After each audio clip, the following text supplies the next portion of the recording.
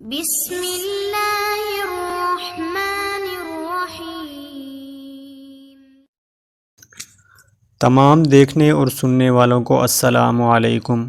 آج ہم جانیں گے خانہ کعبہ کی تاریخ۔ خانہ کعبہ کی تاریخ کچھ یوں ہے کہ جب حضرت آدم علیہ السلام بحث سے زمین پر تشریف لائے تو بارگاہ الہی میں عرض کیا کہ خدایا میں یہاں نہ تو ملائکہ کی تسبیح و تکبیر سن سکتا ہوں اور نہ کوئی عبادت گاہ دیکھتا ہوں، جیسا کہ آسمان میں بیت المعمور دیکھتا تھا جس کے ارد گرد ملائکہ طواف کرتے تھے۔ جواب الہی آیا کہ جاؤ، جہاں ہم نشان بتائیں وہاں کعبہ بنا کر اس کے ارد گرد طواف بھی کر لو اور اس کی طرف نماز بھی ادا کرو۔ حضرت جبریل علیہ السلام ان کی رہبری کے لیے ان کے ساتھ چل پڑے اور انہیں وہاں لائے جہاں سے زمین بنی تھی، یعنی کہ جس جگہ پر جھاگ پیدا ہوا تھا، اور پھر وہی جھاگ پھیل کر پوری زمین بنی۔ حضرت جبریل علیہ السلام نے اپنا پر مار کر 7ویں زمین تک بنیاد ڈال دی، جس کو ملائکہ نے 5 پہاڑوں کے پتھروں سے بھرا: کوہ لبنان، کوہ طور، کوہ جودی اور حرا اور طور زیتا۔ یہ 5 پہاڑوں کے نام ہیں۔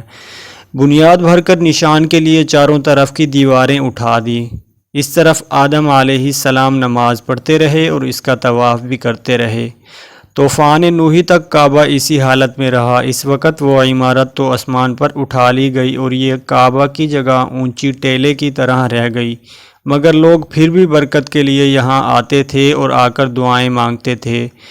پھر حضرت ابراہیم علیہ السلام کے زمانے تک کعبہ اسی حالت میں رہا۔ جب حضرت اسماعیل اور ہاجرہ اس میدان میں آ کر ٹھہرے اور ان کی وجہ سے یہاں کچھ آبادی ہو گئی، تب حضرت ہاجرہ علیہ السلام کے انتقال کے بعد حضرت ابراہیم علیہ السلام کو حکم ہوا کہ اسماعیل کو ساتھ لے کر یہاں عمارت کعبہ بنائیں۔ اس کی نشانی اس طرح فرمائی گئی کہ ایک بادل کا ٹکڑا بھیجا گیا تھا تاکہ اس کے سایہ سے کعبہ کی حد مقرر کر لی جائے۔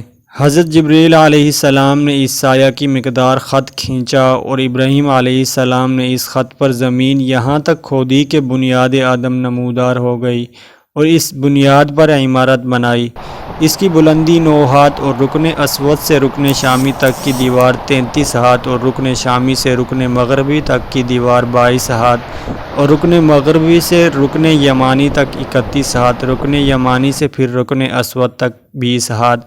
لہٰذا اس وقت یہ کعبہ مستطیل کی شکل تھا۔ حضرت ابراہیم علیہ السلام نے خانہ کعبہ کے اندر ایک تاغار سا بنایا تھا جو مشعل خزانہ کے تھا کہ کعبہ کے لیے جو کچھ نظر تحفے میں آئے اس میں رکھے جائیں گے۔ اس کے دروازے 2 تھے، ایک داخل ہونے کا، دوسرا نکلنے کا، اور کعبہ بنانے والے خلیل تھے اور ان کو گارا اور پتھر اٹھا کر دینے والے اسماعیل علیہ السلام، اور اس عمارت میں 3 پہاڑوں کے پتھر لگائے گئے۔ ابراہیم علیہ السلام سے پہلے کسی نے یہاں عمارت نہ بنائی تھی، مگر آپ کے بعد کئی دفعہ اس کی تعمیر و مرمت ہوئی اور اس میں حالات کی وجہ سے کچھ تبدیلیاں بھی ہوئی۔ مثلاً اس کی اونچائی دگنی کر دی گئی، دروازہ 2 کے بجائے 1، اور اس کا رقبہ بھی کم کر دیا گیا، لیکن بعد میں پھر اسے پرانے رقبہ میں ہی تعمیر کیا گیا۔ وآخر دعواہم ان الحمد للہ رب العالمین۔